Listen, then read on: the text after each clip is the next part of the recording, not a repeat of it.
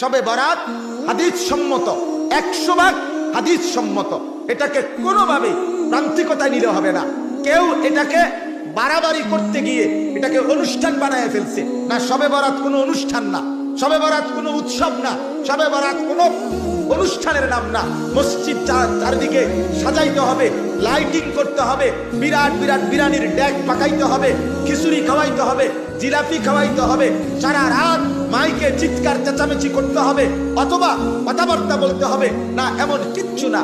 ইনফেরাদি, একান্ত ব্যক্তিগতভাবে আমি আমার মতো, আপনি আপনার মতো সারা রাত যার যতক্ষণ সামর্থ্যে কুলায় জেগে নামাজ পড়েন, জিকির করেন, সেজদা দেন, তেলাওয়াত করেন, কোরআন পড়েন, দোয়া করেন, কান্নাকাটি করেন, আপনার মতো করে আপনার মনিবের সাথে সম্পর্ক করে রাতটা আপনি ইবাদতে কাটান, অবশ্যই আপনি অপরিসীম নেকি অর্জন করবেন।